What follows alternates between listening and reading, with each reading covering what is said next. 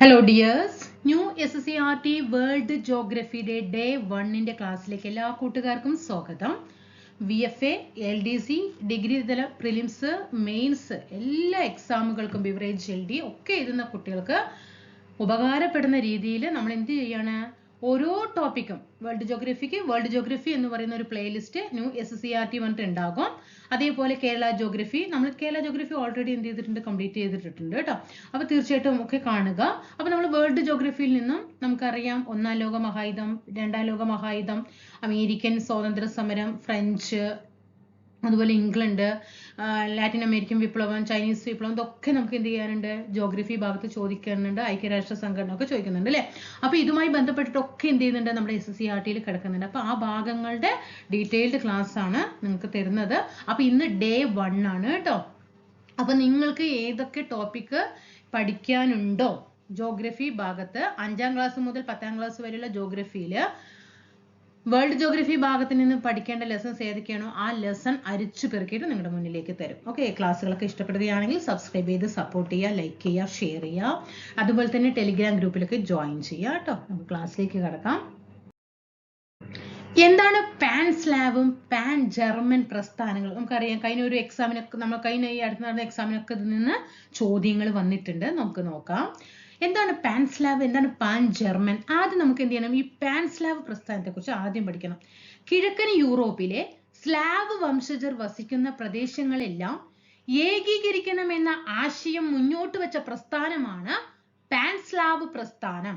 എന്താണ്? കിഴക്കൻ യൂറോപ്പാണ് കേട്ടോ. കിഴക്കൻ യൂറോപ്പിലെ ഏത് വംശജരാണ്? അത് ഇവിടെ തന്നെ പറയുന്നുണ്ട്, സ്ലാവ് വംശജർ. കിഴക്കൻ യൂറോപ്പിലെ സ്ലാവ് വംശജർ വസിക്കുന്ന പ്രദേശങ്ങളെല്ലാം ഏകീകരിക്കണമെന്ന ആശയം മുന്നോട്ട് വെച്ച പ്രസ്ഥാനമാണ് ഏത്? പാൻ സ്ലാവ് പ്രസ്ഥാനം എന്ന് പറയുന്നത്. ബാൽക്കൻ രാജ്യമായ സെർബിയ ഇതിന് നേതൃത്വം നൽകി. അപ്പൊ പാൻ സ്ലാവ് പ്രസ്ഥാനത്തിന് നേതൃത്വം നൽകിയത് ആരാണ്? സെർബിയ ആണ്. Pan Slav, Serbia. പാൻ സ്ലാവിന് നേതൃത്വം നൽകിയത് സെർബിയ, ബാൽക്കൻ രാജ്യമാണ്.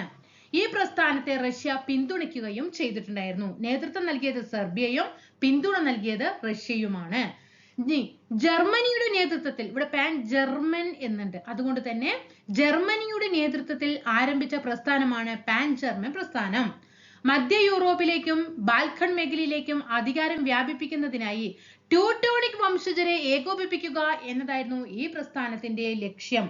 അപ്പൊ പാൻ സ്ലാവ് എന്ന് പറയുമ്പോൾ സ്ലാവ് വംശജർക്ക് വേണ്ടിയിട്ടാണ്. സ്ലാവ് വംശജർ വസിക്കുന്ന പ്രദേശങ്ങളെ ഏകീകരിക്കാൻ വേണ്ടിയിട്ടാണ് പാൻ സ്ലാവ് പ്രസ്ഥാനം കൊണ്ടുവന്നത്. ശ്രദ്ധിക്കണേ, പാൻ സ്ലാവ് പ്രസ്ഥാനം സ്ലാവ് വംശജരെ വസിക്കുന്ന പ്രദേശങ്ങളെ ഏകീകരിക്കാൻ വേണ്ടിയിട്ട് സെർബിയ നേതൃത്വം കൊടുക്കുകയും റഷ്യ പിന്തുണയ്ക്കുകയും ചെയ്തു. ഇനി പാൻ ജർമ്മൻ പ്രസ്ഥാനത്തിന് നേതൃത്വം കൊടുത്തത് ജർമ്മനിയാണ്. എന്തിനു വേണ്ടിയിട്ടാണ് പാൻ ജർമ്മൻ പ്രസ്ഥാനം? ട്യൂട്ടോണിക് വംശജരെ ഏകോപിപ്പിക്കാൻ വേണ്ടിയിട്ടാണ്. ട്യൂട്ടോണിക് വംശജരെ ഏകോപിപ്പിക്കുക എന്നതായിരുന്നു ഈ പ്രസ്ഥാനത്തിന്റെ ലക്ഷ്യം എന്ന് പറയുന്നത്. ഇനി സൈനിക സഖ്യങ്ങൾ ഏതൊക്കെയാണ്? സൈനിക സഖ്യം എന്ന് പറയുന്നത് ത്രികക്ഷി സഖ്യവുമുണ്ട്, ത്രികക്ഷി സൗഹാർദ്ദവും ഉണ്ട്. ത്രികക്ഷി സഖ്യവും ത്രികക്ഷി സൗഹാർദ്ദവും. എന്താണ് ത്രികക്ഷി സഖ്യം? Triple alliance. ഈ ത്രികക്ഷി, ത്രീ എന്ന് പറയുമ്പോൾ മൂന്ന് കക്ഷി സഖ്യങ്ങളുണ്ട്. അത് ഒന്ന് ഇറ്റലി, അതുപോലെ തന്നെ 2 ഓസ്ട്രിയ, ഹംഗറി, പിന്നെ ഇവിടെ ഏത് വരും? സഖ്യം. ഈ സഖ്യങ്ങൾ എന്ന് പറയുമ്പോൾ നമുക്കറിയാം, രാഷ്ട്രീയ പാർട്ടികളെയൊക്കെ നമ്മൾ എന്ത് പറയാറുണ്ട്? സഖ്യം അല്ലേ. ആ സഖ്യം എന്തൊക്കെയാണ് DMK സഖ്യം എന്നൊക്കെ പറഞ്ഞ് നമ്മൾ തമിഴ്നാട്ടിൽ പറയാറുണ്ട് അല്ലേ. അപ്പൊ ഈ സഖ്യങ്ങൾ എന്ന് പറയുമ്പോൾ നമ്മൾ എപ്പോഴും എങ്ങനെ പറയും? DMK. നമുക്ക് ഒരു ഉദാഹരണം എടുക്കാം. തമിഴ്നാട്ടിലെ പാർട്ടി DMKക്ക് ജയ് അല്ലേ, DMKക്ക് ജയ് എന്ന് പറയും അല്ലേ. നമ്മള് എന്താണ്, പാർട്ടികളെ എപ്പോഴും നമ്മള് മുദ്രാവാക്യം വിളിക്കുമ്പോൾ ജയ് ജയ് പറയും അല്ലേ. അപ്പൊ നമുക്ക് എന്ത് ചെയ്താം? ജയ് എന്ന്, ജെ അല്ല കേട്ടോ, ഇവിടെ I ആണ് കേട്ടോ, അങ്ങനെ കൊടുക്കാണ് കേട്ടെ. ജി വെച്ചിട്ട് കണക്കാക്കണേ. ജയ് എന്ന് കൊടുത്തു, മനസ്സിലായോ? അപ്പൊ ജി ഏതാണ്? ജർമ്മനി. ജി ഏതാണ്? ജർമ്മനി. നമ്മൾ ജർമ്മനി എന്ന് എഴുതുമ്പോഴും എപ്പോഴും ഇങ്ങനെ തന്നെയല്ലേ എഴുതുക, ജർമ്മനി എന്നല്ലേ എഴുതുക, ജർമ്മനി. എ എന്താണ്? Austria Hungary. Austria Hungary. I എന്താണ്? ഇറ്റലി. അപ്പൊ ത്രികക്ഷി സഖ്യം. സഖ്യം അല്ലേ, DMK സഖ്യം. DMK എന്ന് പറയുന്ന ഒരു സഖ്യമാണ്. ജയ് തെറ്റിക്കരുത്. ഇനി ത്രികക്ഷി സൗഹാർദ്ദം, ട്രിപ്പിൾ എൻഡന്റ്. എന്താ ത്രികക്ഷി സൗഹാർദ്ദത്തിൽ വരുന്ന 3 രാജ്യങ്ങൾ ഏതൊക്കെയാണ്? ചോദ്യങ്ങൾ വരും. തീർച്ചയായിട്ടും വരും. വന്നു കഴിഞ്ഞ് ഒരുപാട് ചോദ്യങ്ങൾ റിപ്പീറ്റേഷൻ ആണ് ഈ ഭാഗത്ത് നിന്നും. ത്രികക്ഷി സൗഹാർദ്ദം. സൗഹാർദ്ദം പറയുമ്പോൾ ഫ്രണ്ട്ഷിപ്പ് ആണ് അല്ലെ. എപ്പോഴും സൗഹാർദ്ദത്തിൽ എപ്പോഴും എന്തുണ്ടാകും? ഒരു ഫ്രീ ഉണ്ടാവും അല്ലെ. എപ്പോഴും ഫ്രണ്ട്സുകൾ തമ്മിൽ എപ്പോഴും നല്ല ഫ്രീ ആയിരിക്കും അല്ലെ. അവിടെ എന്താണ്?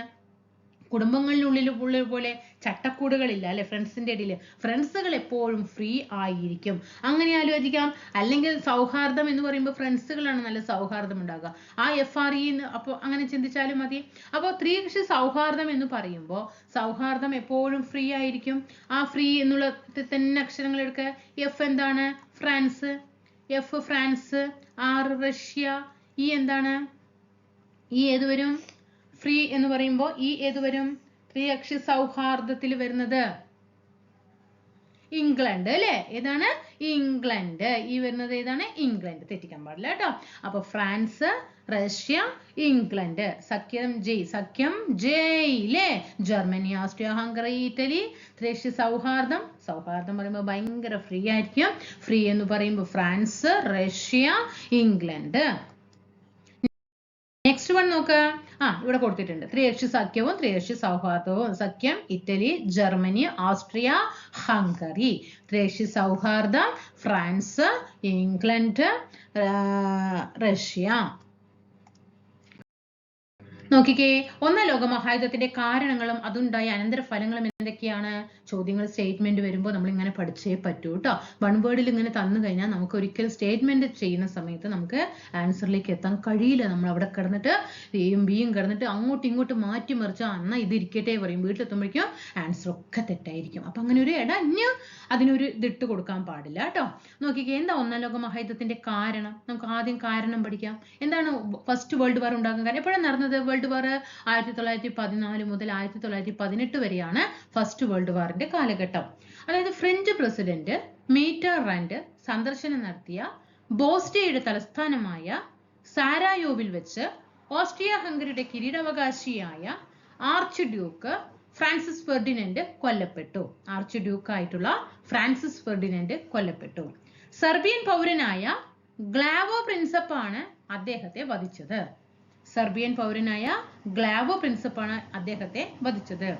സെർബിയയും ഓസ്ട്രിയയും തമ്മിൽ തർക്കം നിലനിന്നിരുന്നതിനാൽ സെർബിയയ്ക്ക് ഈ വധത്തിൽ പങ്കുണ്ടെന്ന് ഓസ്ട്രിയ ആരോപിച്ചു. തുടർന്ന് 1914 ജൂലൈ 28 ഓസ്ട്രിയ ഹംഗറി സെർബിയക്കെതിരെ യുദ്ധം പ്രഖ്യാപിച്ചു. ഇരുപക്ഷത്തും സഖ്യരാഷ്ട്രങ്ങൾ ചേർന്നതോടെ ഇത് ലോകയുദ്ധത്തിന് കാരണമായി. അപ്പൊ ഒന്നാം ലോക മഹായുദ്ധത്തിന് കാരണം എന്താന്ന് ചോദിച്ചാൽ എന്താണ്? സാരായോവിൽ വെച്ചിട്ട് അല്ലെ. ഇതിന്റെയാണ് ബോസ്നിയയുടെ തലസ്ഥാനമായ സാരായോവയിൽ വെച്ചിട്ട് ഓസ്ട്രിയ ഹംഗറിയുടെ കിരീടാവകാശിയായ ഡ്യൂക്ക് ആയിട്ടുള്ള ഡ്യൂക്ക് എന്ന് പറയുമ്പോൾ നമ്മൾ പ്രഭു എന്നൊക്കെ പറയില്ലേ, ഫ്രാൻസിസ് ഫെർഡിനൻഡ് കൊല്ലപ്പെട്ടു. മനസ്സിലായോ? ഫ്രാൻസിസ് ഫെർഡിനൻഡ് കൊല്ലപ്പെട്ടു. കാരണം ഓൾറെഡി സെർബിയയും ഓസ്ട്രിയയും തമ്മിൽ തർക്കമുണ്ട്. അപ്പോ ഓസ്ട്രിയ ഹംഗറിയുടെ കിരീടാവകാശിയായ ആണ് ഫ്രാൻസിസ് ഫെർഡിനൻഡ് എന്ന് പറയുന്നത്. അപ്പൊ ഓൾറെഡി സെർബിയയും ഓസ്ട്രിയയും തമ്മിൽ തർക്കം നിലനിന്നിരുന്നത് കൊണ്ട് തന്നെ ഈ ഓസ്ട്രിയ എന്ത് പറയാണ്?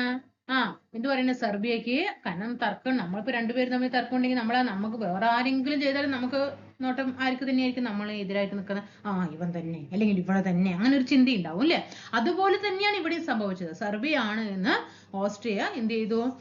വിചാരിച്ചു. അങ്ങനെ സെർബിയക്ക് ഈ വധത്തിൽ പങ്കിടുന്ന ഓസ്ട്രിയ ആരോപിക്കുകയും അങ്ങനെ തുടർന്ന് 14 ജൂലൈ 28 ഓസ്ട്രിയ ഹംഗറി എന്ത് ചെയ്തു? സെർബിയക്കെതിരെ യുദ്ധം പ്രഖ്യാപിച്ചു. മനസ്സിലായോ? അപ്പൊ ഒന്നാം ലോക മഹായുദ്ധത്തില് ഓസ്ട്രിയ ഹംഗറിയും അതുപോലെ തന്നെ സെർബിയയും ട്ടോ. സെർബിയക്കെതിരെ. അപ്പൊ ഇവര് തമ്മിൽ ഉണ്ടായ യുദ്ധമാണ് ഏതെന്ന് പറയുന്നത് ഒന്നാം ലോക മഹായുദ്ധത്തിലേക്ക് കാരണം ഉണ്ടായത്. ഇനി ഇത് മൂലമുണ്ടായ അനന്തര ഫലങ്ങൾ എന്തൊക്കെയാണ്? ഒന്നാം ലോക മഹായുദ്ധത്തിന്റെ സ്റ്റേറ്റ്മെന്റ് ചോദിച്ചിട്ടുണ്ട് കേട്ടോ. ക്വസ്റ്റ്യൻ: ദശലക്ഷക്കണക്കിന് സൈനികർക്കും സാധാരണ ജനങ്ങൾക്കും ജീവഹാനി സംഭവിച്ചു. അത് നമുക്ക് കോമൺലി മനസ്സിലാക്കാം. യുദ്ധം നടക്കുമ്പോൾ ആരും മരിക്കാതിരിക്കില്ല അല്ലെ. അവിടെ എന്ത് ചെയ്തു? ഒരുപാട് സൈനികർക്കും സാധാരണ ജനങ്ങൾക്കും ഒക്കെ ജീവഹാനി സംഭവിച്ചു. കാർഷിക വ്യവസായ മേഖലകൾ തകർന്നു. യൂറോപ്യൻ മേധാവിത്വത്തിന്റെ തകർച്ചയ്ക്ക് ആരംഭം കുറിച്ചു. ഏഷ്യൻ ആഫ്രിക്കൻ രാജ്യങ്ങളിൽ സ്വാതന്ത്ര്യ സമരങ്ങൾ ശക്തിപ്പെട്ടു. സർവ്വരാജ്യ സഖ്യത്തിന്റെ രൂപീകരണം. ഓർമ്മയില്ല നിങ്ങൾക്ക് ഈ ക്വസ്റ്റ്യൻ വന്നത്? എക്സാം ഈ 2025 2024 തുടർച്ചയായിട്ട് എക്സാം എഴുതിയിട്ട് വരുന്നവർക്ക് കാണാം ഈ ക്വസ്റ്റ്യൻ വന്നിട്ടുണ്ട്. ചോദ്യം ഇതിൽ നിന്നും സ്റ്റേറ്റ്മെന്റ് ചോദിച്ച ക്വസ്റ്റ്യൻ ആണ്. അത് ചോദിച്ചിട്ട് പറഞ്ഞു ഇത് ഒന്നാം ലോക മഹായുദ്ധവുമായി ബന്ധപ്പെട്ടിട്ടുള്ളതിൽ താഴെ തന്നിട്ടുള്ളതിൽ ഏത് യുദ്ധവുമായി ബന്ധപ്പെട്ടത് എന്നാണ് ചോദിച്ചത്. എന്നിട്ട് അമേരിക്കൻ സ്വാതന്ത്ര്യ സമരവും ഒന്നാം ലോക മഹായുദ്ധവും രണ്ടാം ലോക മഹായുദ്ധവും ഒക്കെ ഓപ്ഷൻ ഉണ്ടായിരുന്നു ഈ സ്റ്റേറ്റ്മെന്റ് തന്നിട്ട് കേട്ടോ. സർവ്വരാജ്യ സഖ്യത്തിന്റെ രൂപീകരണം നമുക്കറിയാം. സർവ്വരാജ്യ സഖ്യത്തിന്റെ രൂപീകരണം ഒക്കെ നടക്കുന്നത് ഫസ്റ്റ് വേൾഡ് വാർ സമയത്താണ്.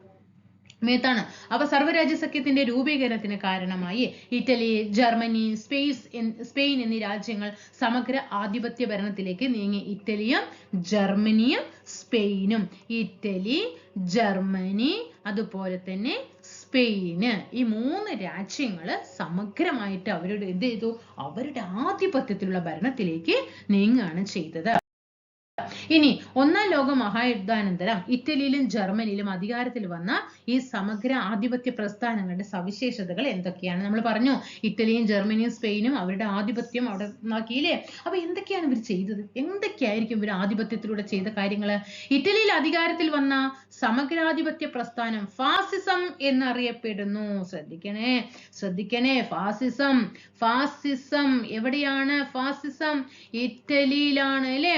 ഇറ്റലിയിലാണ് ഫാസിസത്തിന് നേതൃത്വം കൊടുത്തത് ആരാണ്? ബെനിറ്റോ മുസോളിനി ആണ് അല്ലെ.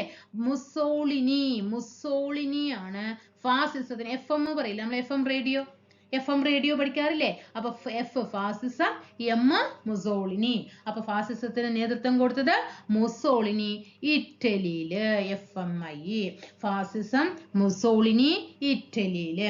ഇനി 1922 അധികാരം പിടിച്ചെടുക്കുമെന്ന് ഭയപ്പെടുത്തി തലസ്ഥാനമായി റോമിലേക്ക് അദ്ദേഹം മാർച്ച് സംഘടിപ്പിച്ചു. മാർച്ചിന് ശേഷം അധികാരത്തിൽ വന്നു.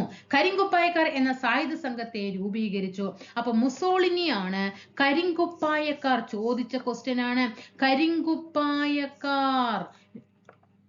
കരിങ്കുപ്പായക്കാർ എന്ന സായുധ സംഘത്തെ രൂപീകരിച്ചത് മുസോളിനിയാണ്. അതേപോലെ നോക്കിക്കേ, ഫാസിസ്റ്റ് ഇതര പാർട്ടികളെ നിരോധിച്ചു. ഫാസിസ്റ്റ് എന്ത് ചെയ്തു? മറ്റ് പാർട്ടികളൊക്കെ ഉണ്ടാകുമല്ലോ, ചെറിയ പാർട്ടികളൊക്കെ ഉണ്ടല്ലോ, അവരെയൊക്കെ നിരോധിച്ചു. സോഷ്യലിസ്റ്റ്, തൊഴിലാളി, കർഷക പ്രസ്ഥാനങ്ങളോട് ശത്രുത പിന്തുടർന്നു. ജർമ്മനിയിൽ അധികാരത്തിൽ വന്ന സമഗ്രാധിപത്യ പ്രസ്ഥാനമാണ് നാസിസം എന്ന് പറയുന്നത്. നാസിസം എവിടെയാണ്? ജർമ്മനിയിലാണ്. ആരാണ് നാസിസത്തിന് നേതൃത്വം കൊടുത്തത്? ഹിറ്റ്ലർ ആണ് അല്ലെ. ആരാണ്? ഹിറ്റ്ലർ. അപ്പൊ ഇവിടെ ഇങ്ങനെ കോഡ് കൊടുക്കും NH അല്ലെ. N Nazism, H Hitler. ഇവിടെ നമ്മൾ എന്താ പറയുക? FM അല്ലെ. FM fascism, Mussolini Italy, Nazism, Hitler, Germany. മനസ്സിലായോ? ഇനി അഡോൾഫ് ഹിറ്റ്ലർ ആണ് ഇതിന്റെ സ്ഥാപകൻ. 1923 അധികാരം പിടിച്ചെടുക്കാൻ ബെർലിനിലേക്ക് അദ്ദേഹം മാർച്ച് സംഘടിപ്പിച്ചു. അപ്പൊ ഹിറ്റ്ലർ മാർച്ച് സംഘടിപ്പിച്ചത് എവിടേക്കാണ്? ബെർലിനിലേക്കാണ്. 1923. ഇനി അദ്ദേഹം മാർച്ച് സംഘടിപ്പിച്ചു. തുടർന്ന് തുറുങ്കിലടയ്ക്കപ്പെടുകയും ചെയ്തു. പിന്നീട് തെരഞ്ഞെടുപ്പിലൂടെ അധികാരത്തിലെത്താനുള്ള ശ്രമങ്ങൾ ആരംഭിച്ചു. തവിട്ടുകുപ്പായക്കാർ എന്ന സൈന്യത്തിന് രൂപം നൽകി. അപ്പൊ ഹിറ്റ്ലർ ആണ് തവിട്ടുകുപ്പായക്കാർ എന്നതിന് രൂപം നൽകിയത്. തവിട്ടുകുപ്പായക്കാർ എന്നതിന് സൈന്യത്തിന് രൂപം നൽകിയത് ഹിറ്റ്ലർ ആണ്. അപ്പൊ കരിങ്കുപ്പായക്കാരോ? മുസോളിനി ഒന്ന് കറുത്തിട്ടാണ് കേട്ടോ. മുസോളിനി ഇത്തിരി കറുപ്പാണ് കേട്ടോ. അപ്പൊ കരിങ്കുപ്പായക്കാർ. ഹിറ്റ്ലർ തവിട്ടുകുപ്പായക്കാർ. ശ്രദ്ധിക്കണേ. അപ്പൊ ഫാസിസം FM ഫാസിസം ഓർക്കുമ്പോൾ FMI ലെ. FMI ഫാസിസം, മുസോളിനി ഇറ്റലി. ഇനി മുസോളിനി ഇറ്റലി. അടുത്തത് ഏതാണ്? നാസിസം NHG ലെ. Nazism Hitler. NH ഹൈവേ നമ്മൾ പഠിക്കാറില്ലേ? NH highway. ഇവിടെ FM റേഡിയോ. ഇനി ഇവിടെ ഇതാ ജർമ്മനിയില്. ഇനി മുസോളിനി രൂപം കൊടുത്തത് കരിങ്കുപ്പായക്കാർ. ഇവിടെ നാസിസം ഹിറ്റ്ലർ തവിട്ടുകുപ്പായക്കാർ എന്ന സൈന്യത്തിനും നേതൃത്വം നൽകി. 1933 തെരഞ്ഞെടുപ്പിൽ ഭൂരിപക്ഷം നേടാൻ കഴിഞ്ഞില്ലെങ്കിലും കുതന്ത്രങ്ങളിൽ ൂടെ അധികാരത്തിൽ വന്നു. കമ്മ്യൂണിസ്റ്റുകൾ, സോഷ്യലിസ്റ്റുകൾ, ജനാധിപത്യവാദികൾ, ജൂതർ എന്നിവരെ ഇല്ലാതാക്കാനുള്ള നയം നടപ്പിലാക്കി. നമ്മൾ അവിടെ നേരത്തെ പറഞ്ഞു സോഷ്യലിസ്റ്റുകളെയും കർഷകരെയും ഒക്കെ മുസോളിനി ശത്രുത തുടർന്നു എന്ന് പറഞ്ഞു. ഇവിടെ ഹിറ്റ്ലറോ കമ്മ്യൂണിസ്റ്റുകൾ, സോഷ്യലിസ്റ്റുകൾ, ജനാധിപത്യവാദികൾ, ജൂതർ എന്നിവരെ ഇല്ലാതാക്കാനുള്ള നയം നടപ്പിലാക്കി. ഗസ്റ്റപ്പോ എന്ന രഹസ്യ പോലീസ് സേനയെ ഉപയോഗിച്ച് വിവരങ്ങൾ ശേഖരിച്ചു. അത് പ്രീവിയസ് ചോദ്യമാണ്. ഗസ്റ്റപ്പോ നേതൃത്വം കൊടുത്തത് ഹിറ്റ്ലറുടെ ആക്രമണ പരമ്പരകൾ രണ്ടാം ലോക മഹായുദ്ധത്തിലേക്ക് നയിച്ചു. അപ്പൊ ഗസ്റ്റപ്പോ എന്ന രഹസ്യ പോലീസ് സേനയെ നിയോഗിച്ചത് ആരാണ്? ഹിറ്റ്ലർ ആണ്. ഗസ്റ്റപ്പോ ഹിറ്റ്ലർ ഗസ്റ്റ് ആണ് കേട്ടോ. ഹിറ്റ്ലർ നമ്മള് സിനിമയില്ലേ മമ്മൂട്ടിയുടെ ഹിറ്റ്ലർ സിനിമയില്ലേ, അദ്ദേഹം അവിടെ എവിടെയെങ്കിലും പോണ് കണ്ടിട്ടുണ്ടോ? ഇല്ല അല്ലെ. അദ്ദേഹത്തിന്റെ വീട്, അദ്ദേഹത്തിന്റെ പെങ്ങന്മാർ അല്ലെ, എവിടേക്കും ഗസ്റ്റ് ആയിട്ട് എവിടേക്കെങ്കിലും ഒക്കെ പോണ് കണ്ടിട്ടുണ്ടോ? ഇല്ല അല്ലെ. ഗസ്റ്റപ്പോ ഹിറ്റ്ലർ ആണ്. അതെ, ഈ ഗസ്റ്റപ്പോ എന്ന് പറഞ്ഞത് എന്താ? ഒരു രഹസ്യ പോലീസ് സേനയാണ്. അപ്പൊ തവിട്ട് കുപ്പായക്കാരെ രൂപം കൊടുത്തത് ഹിറ്റ്ലർ തന്നെയാണ് അല്ലെ. ഇനി സൈനിക സഖ്യങ്ങളുമായി ബന്ധപ്പെട്ട് താഴെ തന്നിരിക്കുന്ന ചാർട്ട് നോക്കിക്കേ. അച്ചുതണ്ട് ശക്തികൾ നമ്മൾ നേരത്തെ പറഞ്ഞതൊക്കെ പഠിക്കണം. നമ്മൾ അവിടെ നേരത്തെ പഠിച്ചത് എന്താണ്? മൂന്ന് ത്രികക്ഷി സഖ്യം, ത്രികക്ഷി സൗഹാർദ്ദം. സഖ്യം പറയുമ്പോൾ ജർമ്മനി, ഓസ്ട്രിയ, ഹംഗറി, ഇറ്റലി. ത്രികക്ഷി സൗഹാർദ്ദം ഫ്രീ ഫ്രാൻസ്, റഷ്യ, പിന്നെ ഇംഗ്ലണ്ട്. ഇത്രയല്ലേ നമ്മൾ പഠിച്ചത്. എങ്കിൽ അവിടെ 3 ആണ്. ഇനി എന്നാൽ ഇവിടെ അച്ചുതണ്ട് ശക്തികളും സഖ്യശക്തികളുമാണ്. അച്ചുതണ്ട് ശക്തികൾ എന്ന് പറയുമ്പോൾ ആരൊക്കെയാണ്? Italy, Germany, Japan. അച്ചുതണ്ട് ശക്തി ഞാൻ ഇങ്ങനെയാണെന്നറിയോ കോഡ് ഇട്ടിരിക്കുന്നത്? എനിക്ക് കോഡിടാനൊന്നും അറിയില്ല കേട്ടോ. എനിക്ക് ഓർക്കാൻ വേണ്ടി കൊടുക്കണം. ഇജ്ജ് നല്ല ശക്തിയുള്ളവനാണോ എന്ന് പറയില്ലേ, നമ്മൾ പറയാറില്ലേ? ഇജ്ജ് നല്ല ശക്തിയുള്ളവനാണോ എന്ന് പറഞ്ഞേ. ഇജ്ജ് ഇജ്ജ്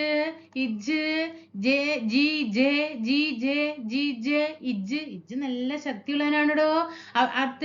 Italy, G Germany, J Japan. കണ്ടോ? അച്ചുതണ്ട് ശക്തിയില്ലേ, ഇജ്ജ് നല്ല ശക്തിയുള്ളവനാണോ.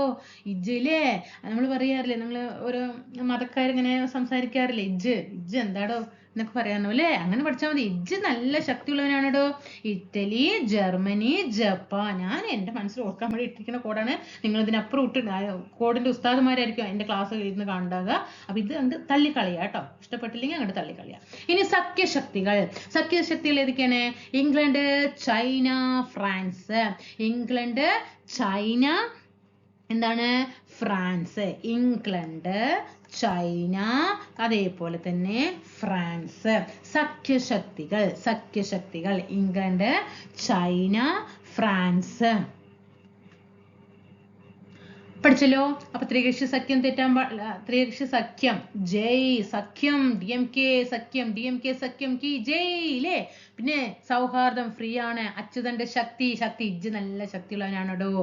Italy, Germany, Japan. പിന്നെ സഖ്യശക്തികൾ മാത്രമാണ് നമുക്കിവിടെ പഠിക്കാനുള്ളത്. സഖ്യശക്തികൾ. ഇവിടെ അച്ചുതണ്ട് ശക്തിയാണ്, ഇവിടെ സഖ്യശക്തിയാണ്. രണ്ടും തിരിയണ്ട. എന്നിട്ട് സഖ്യശക്തികൾ ഏതൊക്കെയെന്ന് ചോദിക്കുമ്പോൾ ഇജ്ജ് ശക്തികളാണെന്ന് പറഞ്ഞിട്ട് എഴുതാൻ പാടില്ല കേട്ടോ. ഇവിടെ സഖ്യശക്തികൾ ഏതൊക്കെയാണ്? England, China, France. England, China, France. അപ്പൊ നമ്മൾ ഒന്നാം ലോക മഹായുദ്ധത്തിന്റെ ഡീറ്റെയിൽഡ് പഠിച്ചു. പാൻ സ്ലാവ് പ്രസ്ഥാനം പഠിച്ചു, പാൻ ജർമ്മൻ പ്രസ്ഥാനം പഠിച്ചു. ഒന്നാം ലോക മഹായുദ്ധത്തിന്റെ കാരണങ്ങൾ എന്തൊക്കെയാണ് പഠിച്ചു, അതുമൂലമുണ്ടായ അനന്തരഫലങ്ങൾ എന്തൊക്കെയെന്ന് പഠിച്ചു. ത്രികക്ഷി സഖ്യങ്ങൾ ഇത് പഠിച്ചു, ത്രികക്ഷി സൗഹാർദ്ദം പഠിച്ചു, അച്ചുതണ്ട് ശക്തികൾ ഏതൊക്കെയെന്ന് പഠിച്ചു, സഖ്യശക്തികൾ ഏതൊക്കെയെന്ന് പഠിച്ചു അല്ലേ? പഠിച്ചു എന്ന് ഞാൻ വിചാരിക്കുന്നു. അടുത്ത നോക്കിക്കേ, രണ്ടാം ലോക മഹായുദ്ധം, സെക്കൻഡ് വേൾഡ് വാർ ഏതാണ് ടൈം? 1939 മുതൽ 1945 വരെയാണ് രണ്ടാം ലോക മഹായുദ്ധം എന്ന് പറയുന്നത്. 1914 മുതൽ 18 വരെ ഒന്നാം ലോക മഹായുദ്ധവും 1939 മുതൽ 1945 വരെ രണ്ടാം ലോക മഹായുദ്ധവുമാണ്. എന്തൊക്കെയാണ് രണ്ടാം ലോക മഹായുദ്ധം ഉണ്ടായ ഫലങ്ങള്? ദശലക്ഷക്കണക്കിന് മനുഷ്യർ കൊല്ലപ്പെട്ടു. നമ്മൾ പറഞ്ഞു ഹിറ്റ്ലറുടെ ആ ഗസ്റ്റപ്പോ എന്ന രഹസ്യസേനയും അദ്ദേഹത്തിന്റെ ആക്രമണങ്ങളും ഒക്കെയാണ് രണ്ടാം ലോക മഹായുദ്ധത്തിലേക്ക് കാരണമായത് എന്ന് പറഞ്ഞു അല്ലെ. അപ്പോൾ ഇവിടെ പറഞ്ഞു ദശലക്ഷക്കണക്കിന് മനുഷ്യർ കൊല്ലപ്പെട്ടു. പിന്നെ ലോകമാകെ ഭക്ഷ്യക്ഷാമം, പകർച്ചവ്യാധി വ്യാപിച്ചു. യൂറോപ്യൻ സമ്പദ് വ്യവസ്ഥ തകർന്നു. കോളനിവൽക്കരണത്തിനും സാമ്രാജ്യത്വത്തിനും തിരിച്ചടിയേറ്റു. യൂറോപ്പിന്റെ ആധിപത്യം അവസാനിച്ചു.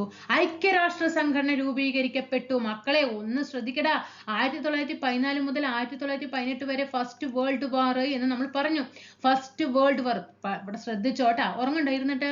First world war. സർവ്വരാജ്യ സഖ്യം രൂപീകരിക്കപ്പെട്ടു. സർവ്വരാജ്യ സഖ്യം രൂപീകരിക്കപ്പെട്ടു എന്ന് പറഞ്ഞു. 1939 to 1945 second world war. Second world war. ഐക്യരാഷ്ട്ര സംഘടന യുണൈറ്റഡ് നേഷൻ ഓർഗനൈസേഷൻ രൂപീകരിക്കപ്പെട്ടു. ഇതാണ് പോയിന്റ്. ഇതാണ് അന്ന് പിടിവള്ളി. അന്ന് ആ എക്സാം ഹാളില് ആൻസറിലേക്ക് പോകാൻ അതൊന്ന് ഓപ്ഷൻ ഒന്നാം ലോക മഹായുദ്ധം എന്ന് തെരഞ്ഞെടുക്കാൻ ഓപ്ഷൻ ഇത് ഏതിലായിരുന്നു? സർവ്വരാജ്യ സഖ്യത്തിലായിരുന്നു. പിടിവള്ളി അതിൽ അന്ന് ആൻസർ അതായിരുന്നു. മനസ്സിലായോ? അപ്പോൾ രണ്ടാം ലോക മഹായുദ്ധമാണെങ്കിൽ ഐക്യരാഷ്ട്ര സംഘടന രൂപീകരിക്കപ്പെട്ടു. ഇറ്റലിയിലും ജർമ്മനിയിലും സമഗ്രാധിപത്യം അവസാനിച്ചു. നമ്മൾ നേരത്തെ പറഞ്ഞില്ലേ, ഇറ്റലിയിലും ജർമ്മനിയിലും സ്പെയിനിലും ഒക്കെയാണ് സമഗ്രാധിപത്യം നടന്നത് എന്ന് പറഞ്ഞു ഒന്നാം ലോക മഹായുദ്ധ സമയത്ത് അല്ലെ. ആ ഇറ്റലി, ജർമ്മനി, സ്പെയിൻ എന്ന് പറഞ്ഞു. ആ ഇറ്റലിയിലാണ് നമ്മൾ പറഞ്ഞത്. ഏത് ഇറ്റലിയിലാണ് മുസോളിനി ഫാസിസം രൂപീകരിക്കപ്പെട്ടത് എന്ന് പറഞ്ഞു. മനസ്സിലായ? ഓർമ്മയുണ്ട? ഇറ്റലിയില് ഫാസിസം FM അല്ലേ, മുസോളിനി FMI അങ്ങനെയല്ലേ പറഞ്ഞേ? FMI ഫാസിസം, മുസോളിനി ഇറ്റലി, പിന്നെന്താ കരിങ്കുപ്പായക്കാർ ജർമ്മനി, ഹിറ്റ്ലർ NH അല്ലേ പറഞ്ഞ? NH national highway. എന്താണ്? ജർമ്മനിയിലെ നാസിസം, ഹിറ്റ്ലർ ജർമ്മനിയില് തവിട്ട് കുപ്പായക്കാർ. ഇങ്ങനെയല്ലേ നമ്മൾ പഠിച്ചത്. ഇനി അവിടെ സമഗ്ര ആധിപത്യം എന്ത് ചെയ്തു? അവസാനിച്ചു. രണ്ടാം ലോക മഹായുദ്ധത്തിന്റെ ഫലമായി ഏഷ്യയിലെയും ആഫ്രിക്കയിലെയും കോളനികൾ സ്വാതന്ത്ര്യം നേടി. പക്ഷെ നമ്മൾ നേരത്തെ എന്താ പറഞ്ഞത്? ഏഷ്യയിലെയും ആഫ്രിക്കയിലേക്കോ അവരൊക്കെ എന്താണ് അവിടെ സ്തംഭിച്ചു. ആഗോള ശക്തികളായി അമേരിക്കയും സോവിയറ്റ് യൂണിയനും ഉയർന്നു വന്നു. ശ്രദ്ധിക്കണേ, ഇറ്റലിയും ജർമ്മനിയുടെയും ആധിപത്യം അവസാനിപ്പിക്കുകയും ഏഷ്യയിലെയും ആഫ്രിക്കയിലെയും കോളനികൾ സ്വതന്ത്രം നേടുകയും ആഗോള ശക്തികളായിട്ട് അമേരിക്കയും സോവിയറ്റ് യൂണിയനും പറയാ റഷ്യ, അമേരിക്കയും റഷ്യയും ഉയർന്നു വന്നു. ഇനി ഇവിടെ 4 ഓപ്ഷൻ തന്നിട്ടുണ്ട്. ഇതിലെ ഒന്ന് തെരഞ്ഞെടുത്തേ. ഇവിടെ ലോക സമാധാനം നമുക്കറിയാം. ഒലീവ് ഇലകളാണ് അല്ലെ? ഒലീവ് ഇലകളാണ് ഇവിടെ സിമ്പൽ കൊടുത്തിരിക്കുന്നത്. ഇവിടെ നോക്കിക്കേ, എങ്ങനെയാണ് വരിക? ഇവിടെ ആൻസർ ഏതാണ് വരിക? ബി ആണ് കേട്ടോ. രണ്ടാം ലോക യുദ്ധം, ലോക സമാധാനം, സമാധാനത്തിന്റെ പ്രതീകമായ ഒലീവ് ഇലകൾ അല്ലെ. ഐക്യരാഷ്ട്ര സംഘടന രൂപീകൃതമായി. ഐക്യരാഷ്ട്ര സംഘടനയുടെ സിമ്പൽ എന്താണ്? താഴെ ഒന്ന് കമന്റ് ചെയ്യുക. 1945 ഒക്ടോബർ 24. കണ്ടോ? ഇതാണ് ഇവിടെ കറക്റ്റ് ആയിട്ടുള്ള ആൻസർ കേട്ടോ. കറക്റ്റ് 4ഉം ചേരുന്ന ഓപ്ഷൻ ആണ്. രണ്ടാം ലോക മഹായുദ്ധം, ലോക സമാധാനം, ഐക്യരാഷ്ട്ര സംഘടന, 45 ഒക്ടോബർ 24. ഈ ഫാസിസം ഒക്കെ ഉണ്ടാകുമ്പോൾ എങ്ങനെ സമാധാനം ഉണ്ടാകും? ലോകത്ത് വല്ല സമാധാനം ഉണ്ടോ? ഫാസിസം FM മുസോളിനി ഭരിക്കുന്ന സമയത്ത് അവര് കർഷകരെയും സാധാരണ ആൾക്കാരെയൊക്കെ അടിച്ചമർത്തുന്ന സമയത്ത് അവിടെ വല്ലതുണ്ടോ? ഐക്യരാഷ്ട്ര സംഘടന അപ്പൊ രൂപം കൊണ്ടിട്ടുണ്ടോ? ഇല്ലേ? ഇനി നോക്കിക്കേ, സർവ്വരാജ്യ സഖ്യം രണ്ടാം ലോക മഹായുദ്ധമാണോ? അല്ല. സർവ്വരാജ്യ സഖ്യം വരുമ്പോ അവിടെ ഒന്നാം ലോക മഹായുദ്ധമാണ് വരേണ്ടത് അല്ലേ? അവിടെ കണ്ടോ? അപ്പൊ ഇങ്ങനെ നോക്കിക്കേ, ഒന്നാം ലോക മഹായുദ്ധം എങ്ങനെ ഒന്നാം ലോക മഹായുദ്ധ കാലത്തൊക്കെ ലോക സമാധാനം ഉണ്ടാകുക? ഇല്ല. രണ്ടാം ലോക മഹായുദ്ധത്തിന് ശേഷമാണ് 39-45 ആ യുദ്ധത്തിന് ശേഷമാണ് ലോക സമാധാനവും ഐക്യരാഷ്ട്ര സംഘടനയൊക്കെ രൂപം കൊള്ളുന്നതിന് കാരണമാകുന്നത് കേട്ടോ. ഇനി നിയോ കൊളോണിയലിസം എന്നാൽ എന്താ നിയോ കൊളോണിയലിസം? നിയോ എന്ന് പറയുമ്പോൾ ആധുനിക അല്ലെ, പുതിയത് എന്നാണ് കേട്ടോ. രണ്ടാം ലോക യുദ്ധാനന്തരം ഏഷ്യയിലെയും ആഫ്രിക്കയിലെയും കോളനികൾ സ്വാതന്ത്ര്യം നേടി. നമ്മൾ നേരത്തെ പറഞ്ഞു അല്ലെ, ഏഷ്യയിലെയും ആഫ്രിക്കയിലെയും കോളനികൾ സ്വാതന്ത്ര്യം നേടി. ഇതോടെ മുതലാളിത്ത ആശയങ്ങൾ പിന്തുടർന്ന അമേരിക്ക പറഞ്ഞാൽ അറിയാം, മുതലാളിത്ത രാജ്യമാണ് അല്ലെ, അത്യധികം സമ്പത്തുള്ള ഒരു രാജ്യമാണ്. ആ മുതലാളിത്ത ആശയങ്ങൾ പിന്തുടർന്ന അമേരിക്ക സമ്പത്ത് ആർജിക്കുന്നതിനായി പുതിയ മാർഗങ്ങൾ സ്വീകരിച്ചു. നമ്മൾ പറഞ്ഞില്ലേ, നേരെ വലിയ ശക്തികളായിട്ട് മാറി. ആരൊക്കെയാണ്? അമേരിക്കയും അതുപോലെ തന്നെ റഷ്യയും എന്ന് പറഞ്ഞു അല്ലെ. അപ്പൊ ഇവിടെ ലക്ഷ്യം എന്താണ്? സമ്പത്ത് നേടണം അല്ലെ. അങ്ങനെ സമ്പത്ത് ആർജിക്കുന്നതിന് വേണ്ടി പുതിയ മാർഗങ്ങൾ സ്വീകരിച്ചു. പുതിയതായി സ്വാതന്ത്ര്യം നേടിയ രാജ്യങ്ങൾക്ക് വായ്പ നൽകി അവയെ പരോക്ഷമായിട്ട് ചൂഷണം ചെയ്തു. അതായത് പ്രത്യക്ഷത്തിൽ വായ്പ കൊടുക്കുകയാണ്, അതെന്താണ്? ഒരു സഹായമാണ്. പക്ഷെ ബാങ്കുകളൊക്കെ ചെയ്യുന്നത് എങ്ങനെയാ? അല്ലെ, ബാങ്ക് നമ്മൾ അങ്ങോട്ട് പോകുമ്പോഴേക്കും ബാങ്ക് എന്ത് ചെയ്യും? എത്ര വേണം ലോണ് എല്ലാം തരും. പക്ഷെ പ്രത്യക്ഷ പ്രത്യക്ഷത്തിൽ അതൊരു സഹായമാണ്, പക്ഷെ പരോക്ഷത്തിൽ അതെന്താ നമുക്കുള്ള ഒരു എന്താണ് നമ്മുടെ ഒരു ചൂഷണമാണ് അല്ലേ? കാരണം എന്താ, മാസം മാസം പലിശ കെട്ടണം അല്ലേ? പിന്നെ വർഷത്തിൽ അത് പുതുക്കിയിട്ടില്ലെങ്കിൽ പണിയായി. ഇത് മറ്റൊരു തരം കോളനിവൽക്കരണമായിരുന്നു. ഈ നയം നിയോ കൊളോണിയലിസം എന്നറിയപ്പെട്ടു. ഈ പുത്തൻ കൊളോണിയൽ നയം ധനമുതലാളിത്തത്തിലൂടെയാണ് നടപ്പിലാക്കിയത്. പണമെറിഞ്ഞു കളിയാണ്. അമേരിക്ക എന്ന് പറയുമ്പോൾ തന്നെ എന്താണ്, പണത്തിന്റെയാണ് അല്ലേ? മുതലാളിത്ത രാജ്യമാണ്. അപ്പൊ അവരെന്ത് ചെയ്തു, വായ്പ നൽകി. അതായത് പുതിയതായിട്ട് സ്വാതന്ത്ര്യം, നമ്മൾ നേരത്തെ പറഞ്ഞില്ലേടാ, ഏഷ്യയിലെയും ആഫ്രിക്കയിലെയൊക്കെ കോളനികൾ സ്വാതന്ത്ര്യം നേടി പറഞ്ഞില്ലേ? അപ്പൊ അവർക്കൊക്കെ എന്ത് ചെയ്യാണ്, എന്താണ്, വായ്പ നൽകുകയാണ്. എന്നിട്ട് പരോക്ഷമായിട്ട് ചൂഷണം ചെയ്യണം. വായ്പ നൽകുക വെറുതെ കൊടുക്കുവോ? അത് തിരിച്ചു പിടിക്കാൻ അവർ എന്തൊക്കെ ചെയ്യുന്നുള്ളത് നമുക്കറിയാലോ. അപ്പൊ അങ്ങനെയാണ് നിയോ കൊളോണിയലിസം എന്ന് പറയുന്നത്. അപ്പൊ ഇന്ന് നമ്മൾ പഠിച്ച, അപ്പൊ നിങ്ങൾ ഓരോ ക്ലാസ് കഴിയുമ്പോഴും ഞാൻ ഇന്ന് എന്ത് വേൾഡ് ജോഗ്രഫിയിൽ പഠിച്ചു എന്നുള്ളത് സ്വയം ഓർക്കണം. അപ്പൊ നമ്മൾ ഇന്ന് പഠിച്ചത് എന്തൊക്കെയാണ്? ഒന്ന്, പാൻസ്ലാവ് പ്രസ്ഥാനം, പാൻസ്ലാവ് ആൻഡ് പാൻ ജർമ്മൻ പ്രസ്ഥാനം. ഓർമ്മയുണ്ടോ പാൻസ്ലാവ്, പാൻ ജർമ്മൻ ഒക്കെ എന്ന് പറയുന്നത്? ജർമ്മൻ എന്താ, ട്യൂട്ടോണിക് വംശജരെ ഏകീകരിക്കാൻ വേണ്ടിയിട്ടാന്ന് പറഞ്ഞു. ഇവരുടെ സ്ലാവ് വംശജരെ ഏകീകരിക്കാനാണ് എന്ന് പറഞ്ഞു. അങ്ങനെ പഠിച്ചു. അങ്ങനെ പാൻസ്ലാവ് പഠിച്ചു, ജർമ്മൻ പ്രസ്ഥാനം പഠിച്ചു. അതേപോലെ തന്നെ ഫസ്റ്റ് വേൾഡ് വാർ പഠിച്ചു അല്ലെ? ഫസ്റ്റ് വേൾഡ് വാർ പഠിച്ചു. പിന്നെ സെക്കൻഡ് വേൾഡ് വാർ പഠിച്ചു. സെക്കൻഡ് വേൾഡ് വാർ പഠിച്ചു. പിന്നെന്താ നമ്മൾ പഠിച്ചത്? ത്രികക്ഷി, ത്രികക്ഷി സഖ്യം എന്താന്ന് പഠിച്ചു. ത്രികക്ഷി സൗഹാർദ്ദം എന്ന് പഠിച്ചു. പിന്നെന്താ പഠിച്ചത്? അച്ചുതണ്ട് ശക്തി ഏത് എന്ന് പഠിച്ചു. അച്ചുതണ്ട് ശക്തികൾ പഠിച്ചു. പിന്നെ സഖ്യശക്തികൾ ഏത് എന്ന് പഠിച്ചു. സഖ്യശക്തികൾ ഏതൊക്കെയാണ്? ഫ്രാൻസ്, ഇംഗ്ലണ്ട്, പിന്നെ ചൈന അല്ലേ? അച്ചുതണ്ട് ശക്തി, ശക്തിയുള്ളവനാണോ?